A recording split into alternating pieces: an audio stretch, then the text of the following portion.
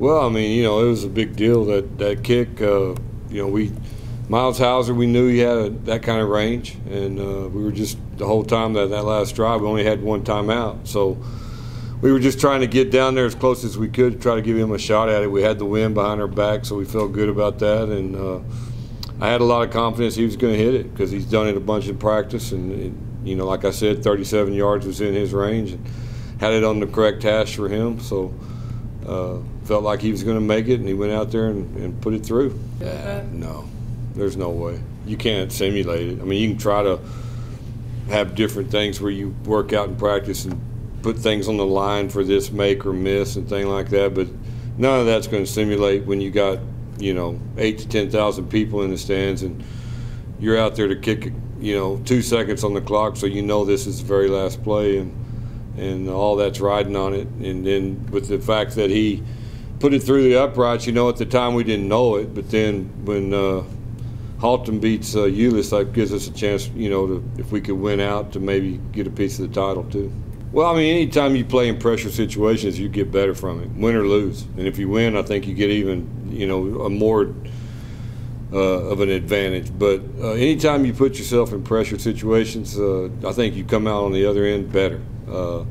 And anytime, like with a young football team like what we have right now, when we can pull games out like that, hard fought, you got to play 4 quarters and never can give up, never can quit. You know, a lot of teams wouldn't have stopped them down there on the 2. A lot of teams wouldn't have caused that turnover and given their team a chance. And so, you know, so all of those things are, we feel like they're built into our off season. You know, it's we try to make our off season so good and tough and pressurized, you know, for those kinds of situations, so that you don't ever give up.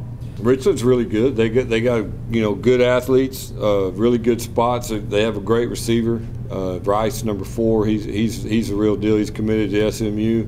We're going to have a, you know, a plan for him. He's their go-to guy. He's a game player, game maker or playmaker for them, and they like to give it to him, and the quarterback can get there. I mean, the quarterback's good. Not quite on the level with the Weatherford kid, but not far from that. Defense is fast. They get after you, and it's going to be a big game. They're sitting right here in the same spot we are. You know, they got 1 district loss, still playing for a district championship just like we are, and they got to come to San Angelo, which we're glad about that. Well, the momentum's going to help. You know, anytime you, like I said, you can win a big game like that, especially on the road, makes you a better football team. You know, I think we'll come out. You're going to see some maturity. You know, you're going to see us grow a little bit. And give us some confidence. Well, I mean, having a kicker, especially the you know, 6A football is a really big deal. You got to have one. You got to have not only a guy that can make field goals, reasonable field goals, but you got to, you know, have a guy that can kick off and get it into the end zone. You know, when you have a little bit of wind and stuff like that, all that field position makes a huge difference in football games. And when you have an even district like we have, a lot of times it comes down to a kick, or maybe it comes down to a missed extra point, you know, which is really what happened in this game. Was their kicker missed an extra point, so it made them do different things during the game. You know, the next time they scored, they went for 2, and they should have gone for 2 because they were only up by 1 at that time. So they go for 2, they don't get the 2. Well, if they'd have made both extra points, they wouldn't have done that. So these things, you know, you don't realize it sometimes. What happens in that first quarter really affects the end of the game there, and gave us an opportunity to win it. It's been, I mean, yeah, that's a big difference. You know, I mean, we're not the same football team we've been the last few years. You know, we're not a highly explosive offensive team, and we're not going to be. You know, we are who we are. You know, we're a methodical. We got to run the ball, take advantage of formation a little bit and what the defense is trying to do in our passing game, and take it. And we have to score points when we're inside, you know, the 20.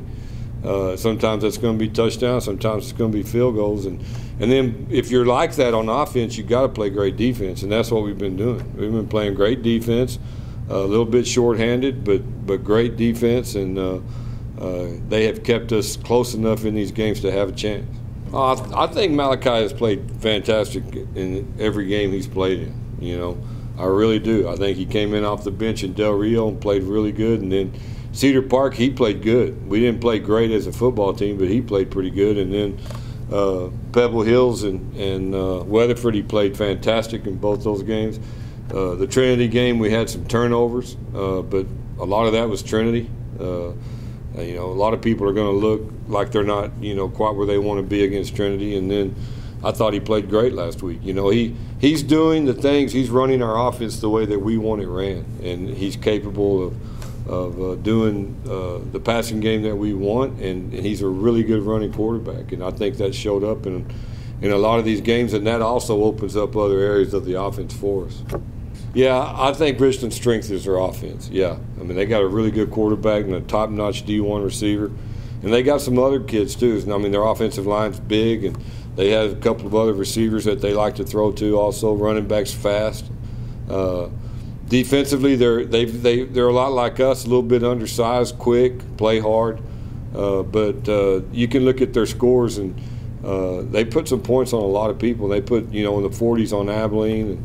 And they hadn't played Euless or Haltom yet, but their non-district was pretty tough too, and it's a good football team. The thing about these schools in Fort Worth that we're playing now, and it was this way in the old district with Permian and Lee also, but they've got athletes at the right spots. They've got a go-to receiver, and they've got a good running back, and they've got a quarterback that's really good, and they all have that. And so it puts you in a bind.